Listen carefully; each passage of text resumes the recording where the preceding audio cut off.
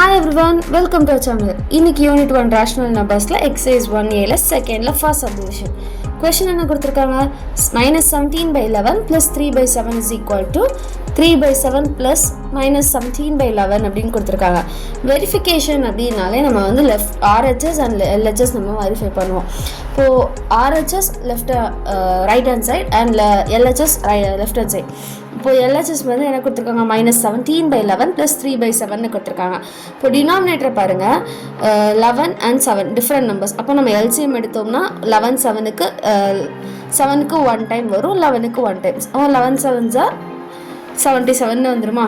அப்போது -17/11 into 7/7 கொடுத்துடலாம். Plus அதே மாதிரி 3/7 into 11/11 கொடுத்துடலாமா? அப்போது 17 7s 119 வருது, 3 11s 33. இப்போ -119 + 33/7 is equal to அப்படிங்கிற ஆன்சர் நமக்கு கிடைக்கிது. என்ன ஆன்சர் நமக்கு கிடைக்கிது?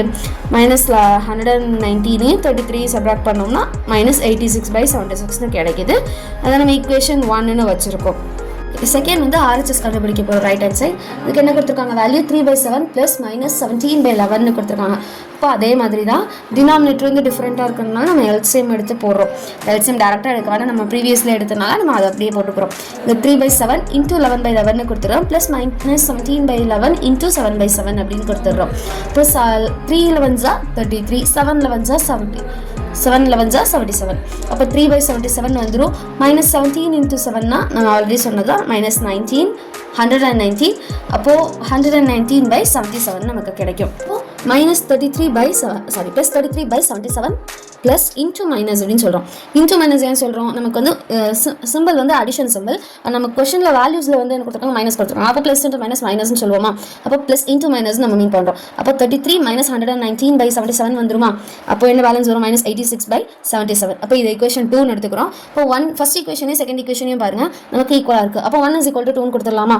அதே மாதிரி LHS = RHS ரெண்டுமே ஈக்குவலாக இருக்குது. அப்போ நம்ம என்ன கொடுத்துடலாம்? இட்ஸ் வெரிஃபை அப்படின்னு கொடுத்து முடிச்சோம். செகண்ட் சம் என்ன கொடுத்துருக்காங்க? -5/7 + 3/8 is equal to -3/8 plus -5/7 கொடுத்துருக்காங்க. இதுக்கும் நம்ம LHS and RHS கண்டுபிடிக்க போகிறோம்.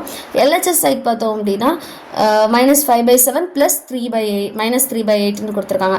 அப்போது நமக்கு இதுக்கு இந்த வேல்யூஸ் டினாமினேட்டர் டிஃப்ரெண்ட்டாக இருக்கனா நம்ம LCM எடுத்துக்கிறோம். இப்போ 7 8s 56 நமக்கு LCM வேல்யூ கிடச்சிருமா?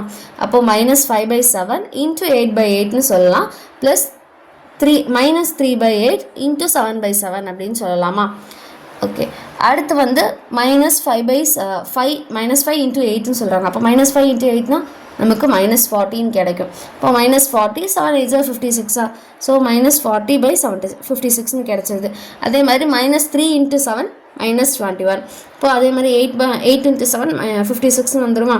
அப்போ 40 -21/56 அப்படின்னு வந்துடுது. இப்போ இது ரெண்டையும் ஆட் பண்ணோம்னா நமக்கு என்ன கிடைக்கும்? -61/56ன்னு ஆன்சர் கிடைச்சிரும்.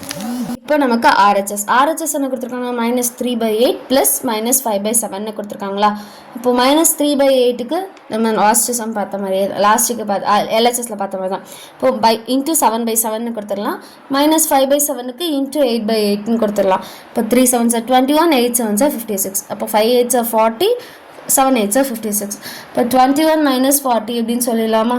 -21 - 40. அப்போ ரெண்டையும் ஆட் பண்ணிக்கலாம். இப்போ -61/56 அப்படின்னு சொல்லிடுறோம். இங்கே வந்து இங்கேயும் பார்த்தோம் அப்படின்னா LHS ஈக்குவேஷன் 1 ஈக்குவேஷன் 2மே நமக்கு ஈக்குவலாக தான் இருக்குது.